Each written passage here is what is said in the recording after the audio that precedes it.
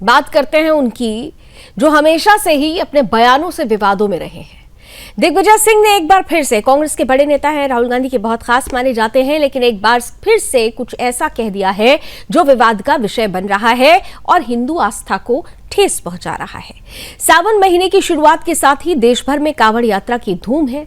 हजारों शिव भक्त, लाखों शिव भक्त जल लेकर अपने गांव और मंदिरों की ओर बढ़ रहे हैं।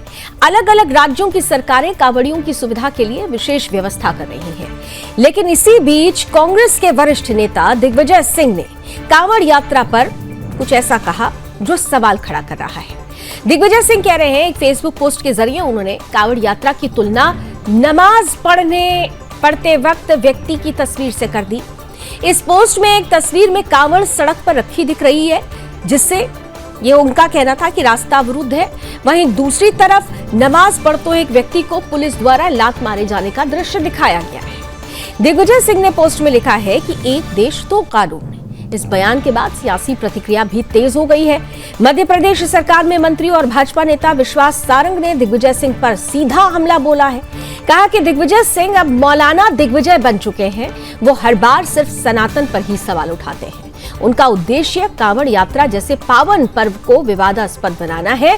विश्वास सारंग ने आरोप लगाया है कि दिग्विजय सिंह ने आतंकवादियों का समर्थन किया, सेना के ऑपरेशन पर सवाल खड़े किए और भगवा आतंकवाद जैसा शब्द गढ़कर सनातन को बदनाम करने की कोशिश की। उन्होंने कहा कि जाकिर नायक का महिमा मंडन करने वाले, पाकिस्तान परस्त की बात करने वाले दिग्विजय सिंह से किसी भी राष्ट्रभक्त को कोई अपेक्षा नहीं करनी चाहिए। उन्होंने ये भी कहा कि हिंदू धर्म, साधु संतों और त्योहारों के अपमान को अब बर्दाश्त नहीं किया जाएगा। विश्वास सारंग ने मांग की है कि दिग्विजय सिंह को इस बयान के लिए देश से माफी मांगनी चाहिए।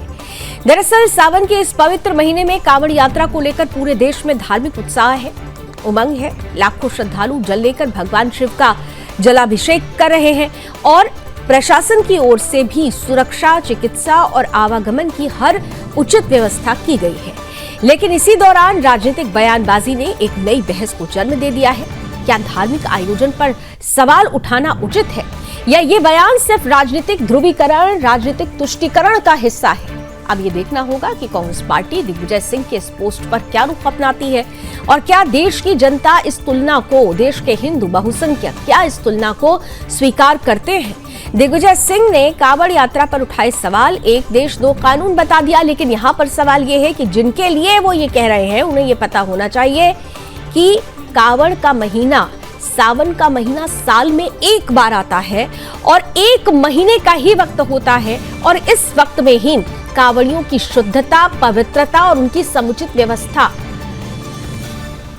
उनकी सुविधाओं की समुचित व्यवस्था करने की जिम्मेदारी सरकार और प्रशासन की होती है। लेकिन तुलना उनसे की जा रही है जो हर शुक्रवार को सड़क जाम करते हैं, जिनकी वजह से दिक्कतें होती है।